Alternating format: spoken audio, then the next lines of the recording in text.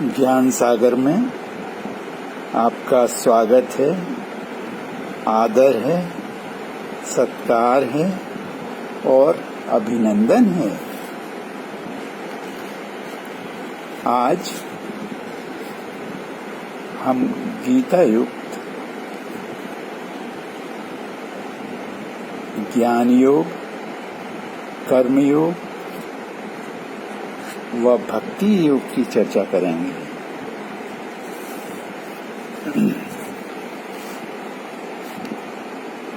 मनुष्य के कल्याण के लिए 3 मार्ग बताए गए हैं।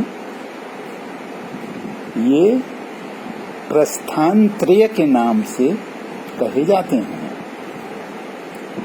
एक है वैदिक प्रस्थान, इसको उपनिषद कहते हैं। दूसरा है दार्शनिक प्रस्थान, इसको ब्रह्म सूत्र कहते हैं। तीसरा है स्मार्त प्रस्थान, इसको भगवद गीता कहा गया है।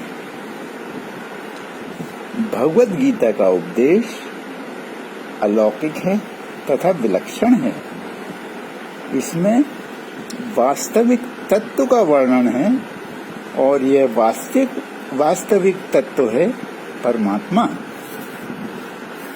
गीता का मुख्य उद्देश्य है कि हर एक परिस्थिति में मनुष्य का कल्याण हो जाए और किसी भी परिस्थिति में वह परमात्मा को प्राप्त कर सके, क्योंकि हर एक परिस्थिति में परमात्मा तत्व एक समान विद्यमान रहता है। प्रत्येक परिस्थिति का सदुपयोग करना चाहिए, अर्थात दुखदायी परिस्थिति में सुख की इच्छा का त्याग करना तथा सुखदायी परिस्थिति में मोह का त्याग तथा सुखदायी साधनों को दूसरे की सेवा में लगाना। अब हम योग शब्द का अर्थ जानते हैं। इसका अर्थ है समरूप परमात्मा के साथ नित्य संबंध। योग शब्द की व्यापकता है समता, स्थिरता और सामर्थ्य। चित्त वृत्तियों से सदा संबंध विच्छेद पूर्वक स्वतः सिद्ध समरूप में स्वाभाविक स्थिति, यही योग है। समता अर्थात नित्य योग का अनुभव कराने के लिए गीता में 3 योग मार्गों का वर्णन किया गया है। ये तीनों योग मार्ग परमात्मा प्राप्ति के स्वतंत्र साधन हैं, परंतु एक दूसरे के पूरक हैं। तीनों साधनों से एक ही समरूप परमात्म तत्व की प्राप्ति होती है।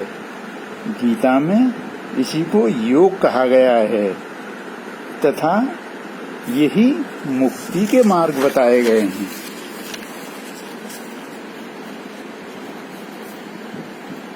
ये 3 योग हैं, ज्ञान योग, कर्म योग और भक्ति योग। अब हम ज्ञान योग की चर्चा करते हैं। जानने की शक्ति के द्वारा अपने स्वरूप को जानना, अर्थात स्वयं ही स्वयं को जानना कि मैं शरीर नहीं हूं, मैं आत्मा हूं। विवेक पूर्वक किए गए इस विचार से जड़ता से संबंध विच्छेद हो जाता है।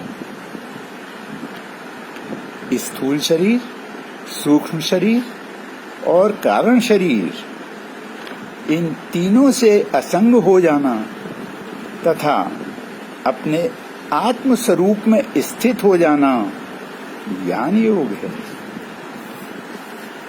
जिस ज्ञान के द्वारा आत्म वस्तु और अनात्म वस्तु जानी जाती है, वह अध्यात्म ज्ञान है। निरंतर परमात्मा को देखना यह तत्व ज्ञान है। अध्यात्म ज्ञान और तत्व ज्ञान को ही ज्ञान कहा गया है, अर्थात अपने आत्म स्वरूप को जाना और फिर यह जाना कि यह परमात्मा का अंश है और अपने आत्म स्वरूप में स्थित हो जाना ही ज्ञान योग है। अब इसको और विस्तार से जानते हैं।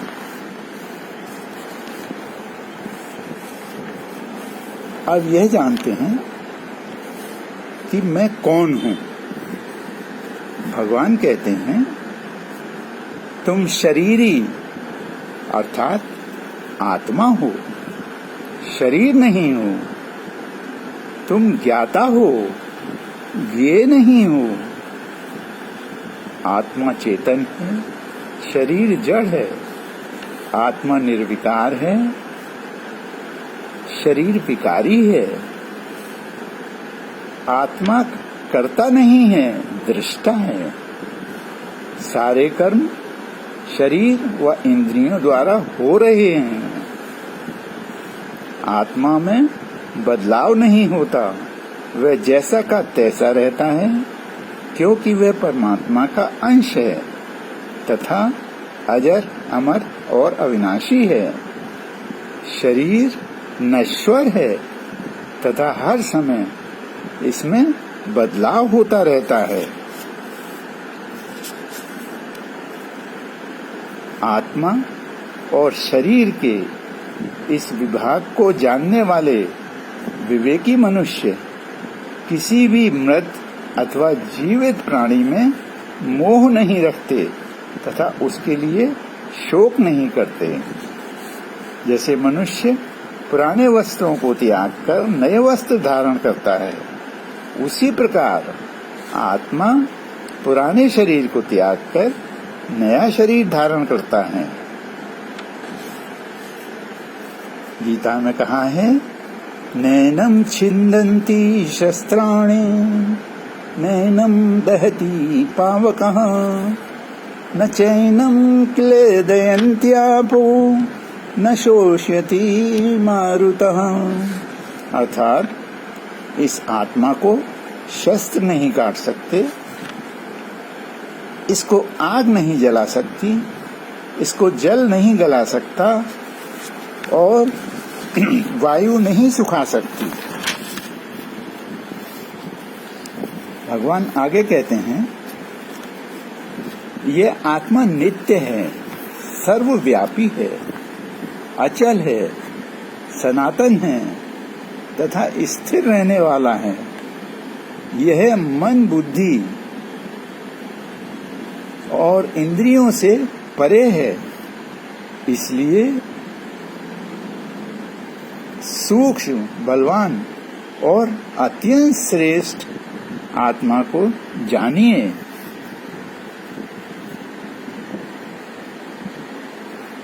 मन, शरीर व इंद्रियों के द्वारा होने वाले संपूर्ण क्रियाओं में कर्तापन के अभिमान से रहित होकर तथा उन्हें दृष्टा भाव से देखना,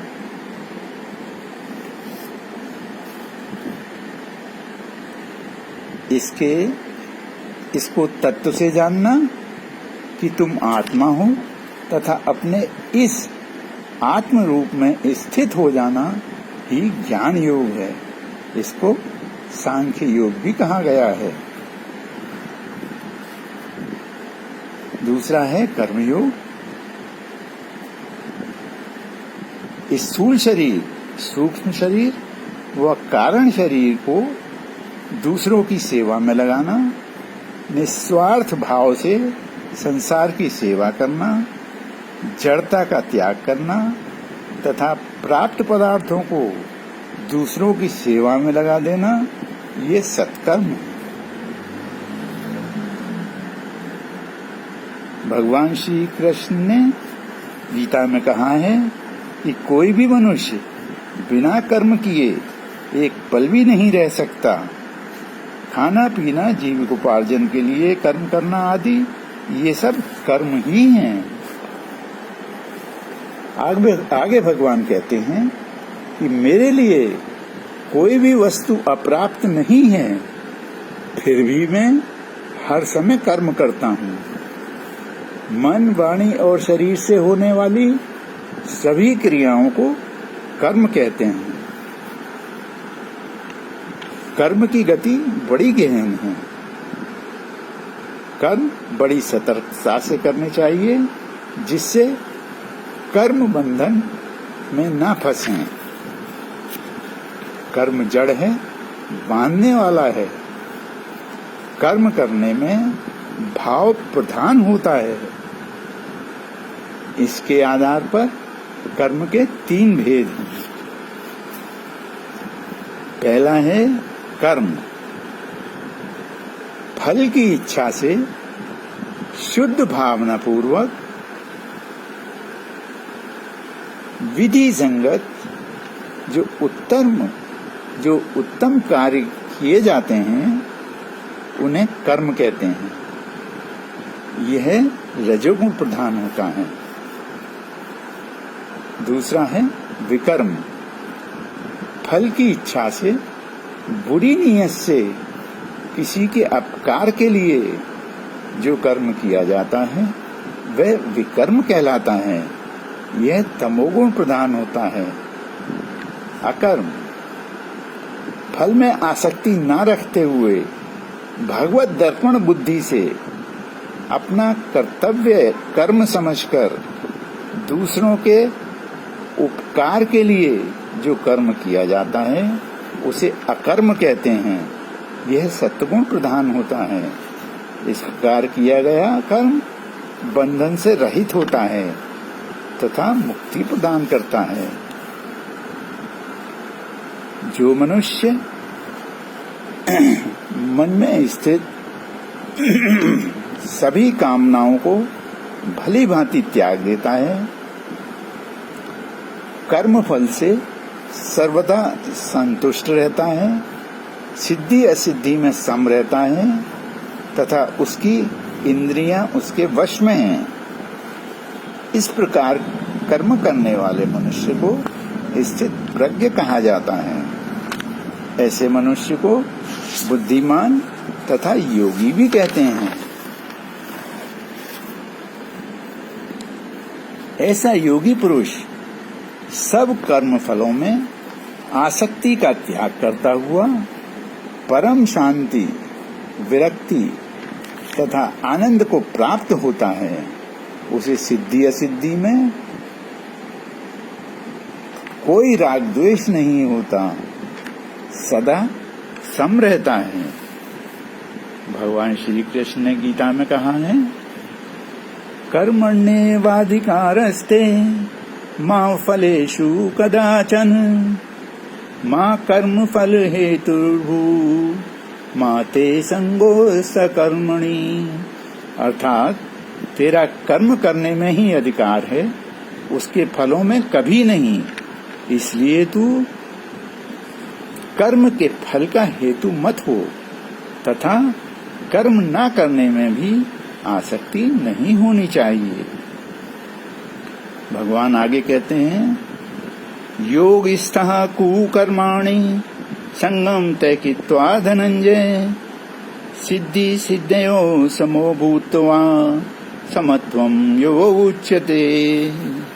अर्थात हे धनंजय, तू आसक्ति को त्याग कर तथा सिद्धि और असिद्धि में समान बुद्धि वाला होकर योग में स्थित होकर कर्तव्य कर्मों को कर, समत्व ही योग कहलाता है। भगवान आगे बताते हैं, तस्मादसक्तः सततं कार्यं कर्म समाचार असक्तो याचरन् कर्म परमाप्नोति पुरुषम्। अर्थात तू निरंतर आसक्ति से रहित होकर सदा कर्तव्य कर्म को भली भांति करता रहे, क्योंकि आसक्ति रहित होकर कर्म करता हुआ मनुष्य परमात्मा को प्राप्त होता है। आगे भगवान कहते हैं, कर्मणेव हि संसिद्धिम स्थिता जिनकादया लोक संग्रह में वापी संपश्यन कर्तुमर्हसि। अर्थात जनक आदि ज्ञानी जन भी आसक्ति रहित कर्म द्वारा ही परम सिद्धि को प्राप्त हुए हैं। इसलिए तथा लोक संग्रह को देखते हुए भी तू कर्म करने के योग्य है, अर्थात तुझे कर्म करना ही उचित है।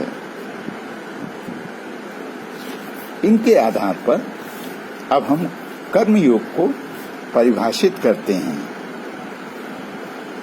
योग में स्थित होकर सूक्ष्म, बलवान और अत्यंत श्रेष्ठ आत्मा को जानते हुए ईर्ष्या, शोक, राग, द्वेष आदि से रहित होकर कर्म के फलों में आसक्ति को त्याग कर सिद्धि असिद्धि में सम होकर लोक कल्याण को देखते हुए स्वार्थ रहित होकर समत्व बुद्धि से शास्त्र विहित कर्मों को करना ही कर्म योग है तथा यह मुक्ति का मार्ग है। अब हम भक्ति योग पर चर्चा करेंगे। परमात्मा को अपना मानकर पूर्ण श्रद्धा व विश्वास के साथ स्वयं भगवान के समर्पित हो जाना तथा भगवान की ही शरण हो जाना, ये भक्ति योग कहलाता है। सभी योगों में भक्ति योग श्रेष्ठ है तथा सुगम है, वह प्रत्यक्ष है। भगवान श्री कृष्ण अपने प्रिय भक्तों के लक्षणों को इस प्रकार बताते हैं, मुझ में दृढ़ निश्चय वाला, मन और बुद्धि को मुझ में अर्पण करने वाला, सब भूतों में द्वेष भाव से रहित, दयालु, ममता से रहित, अहंकार से रहित, सुख दुखों की प्राप्ति में सम, क्षमावान, निरंतर संतुष्ट, मन, इंद्रिय व शरीर को वश में किए हुए, जो कभी हर्षित नहीं होता, द्वेष नहीं करता, शोक नहीं करता, कामना नहीं करता, संपूर्ण कर्मों में आसक्ति नहीं रखता, संपूर्ण प्राणियों में वैर भाव से रहित है तथा जो पुरुष अहंकार से रहित है, पक्षपात से रहित है, बाहर भीतर से शुद्ध है, दुखों से मुक्त है, शत्रु और मित्र में सम है, मान अपमान में सम है, सर्दी गर्मी में सम है, सुख दुख में सम है, निंदा व स्तुति में सम है। जो पुरुष मननशील है, शरीर का निर्वाह होने में सदा संतुष्ट है, रहने के स्थान में आसक्ति और ममता से रहित है, जिसकी बुद्धि स्थिर है, वेद और शास्त्र में श्रद्धा रखता है, जो अशुभ वस्तुओं का त्याग करता है और अपने सारे कर्मों को मुझ में अर्पित करता है, जो आत्म संयमी है तथा कभी विचलित नहीं होता और निरंतर मेरा ही चिंतन करता है, मन और बुद्धि को स्थिर करके मेरी भक्ति में लीन रहता है, ऐसा भक्त मुझे अति प्रिय है। अर्थात इन गुणों से युक्त होकर अनन्य भक्ति भाव से पूर्ण श्रद्धा व समर्पण के साथ भक्ति में लीन हो जाना ही भक्ति योग है। अब मैं अपनी वाणी को विराम देता हूँ। परमात्मा सबका कल्याण करे। धन्यवाद।